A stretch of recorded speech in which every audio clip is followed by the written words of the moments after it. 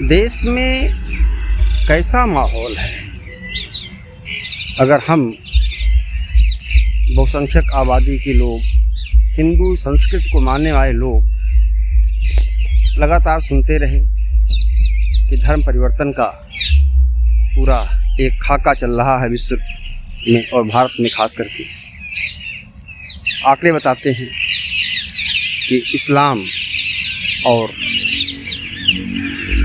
ईसाई धर्म दोनों अपने अपने तरीके से अफ्रीका, एशिया, दक्षिण अमेरिका आदि में लोगों का धर्म बदलवा रहे हैं। ये साजिश कैसी है? और भारत में छांगुर बाबा, अभी आगरा में पकड़े गए लोग, अंतर्राष्ट्रीय गिरोह चल रहा है, फंडिंग हो रही है। हम कहते हैं पहली बात तो हमारे देश की जो शासन और प्रशासन है, कोई भी राज्य सरकार हो, केंद्र की सरकार हो, इस मुद्दे पर सख्त होना चाहिए। और अगर ये परिवर्तन चल रहे हैं, छांगुर और भांगुर पकड़े जा रहे हैं, तो निश्चित रूप से इसमें प्रशासन के लोग भी लगे हुए हैं। नहीं तो हमारी पुलिस को, हमारी खुफिया एजेंसियों को क्यों ना पता लगे जो बड़ी साजिश है। ये बम विस्फोट करने से ज़्यादा बड़ी साजिश है जो जनसंख्या का विस्फोट करके, जो लोकतंत्र का मुंडी गिनने वाला यंत्र है उसमें बाजी मार करके, किसी भी तरीके से माइंड वॉश करके, हमारा धर्म बड़ा, तुम्हारा धर्म गंदा, ये सब साजिश क्यों चल रही है? और चल रही है तो हम माता पिता, हम गार्जियन अपने बच्चों को जिस तरह से ये लोग, इनके लोग नाम बदल करके, आज सोशल मीडिया का ज़माना है और सोशल मीडिया पर लोग नाम और धर्म बदल करके हिंदू लड़कियों को बदला रहे हैं। छांगुर बाबा अब तक 5000 लड़कियों को बदलवा चुका है। पता नहीं कितने इसमें छांगुर और भांगुर चल रहे हैं इस देश में, किस किस नाम से चल रहे हैं। जब संस्थाएं पकड़ी जा रही हैं, इन संस्थाओं पर कार्रवाई सख्त होनी चाहिए। और सख्त होना चाहिए हमें अपने परिवार और बच्चों को लेकर के, हम गार्जियंस को। अगर हम सख्त नहीं होंगे, बच्चों को छूट देते रहेंगे, उनकी बात करते रहेंगे, तो ये आने वाले समय में हमारे पीढ़ीगत बदलावों को लेकर के एक बहुत बड़ी साजिश हो रही है। इस साजिश का शिकार हिंदू हो रहा है, क्योंकि हिंदू को पता नहीं क्या गौर लगी है। अरे बहुत धर्म है, बहुत भगवान है। आप देखो ना उसकी वैज्ञानिकता को, भगवान कब कहाँ कैसे है।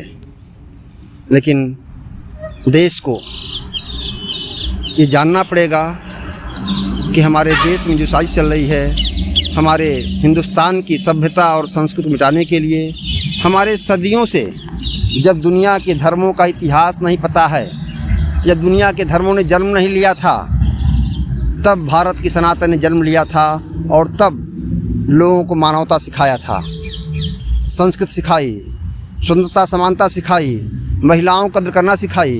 ये भारत की प्राचीन अवधारणाएं हैं। किस धर्म में ऐसी बातें कही गई हैं? और जो धर्म अपने धर्म के अलावा दूसरे धर्म को जीने का अधिकार नहीं देता, वो धर्म धर्म हो ही नहीं सकता।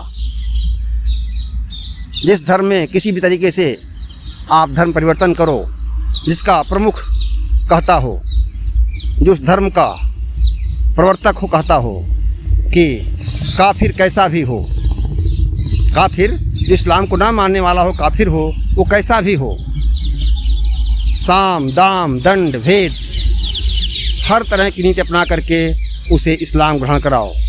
नहीं मानता है तो उसकी हत्या कर दो।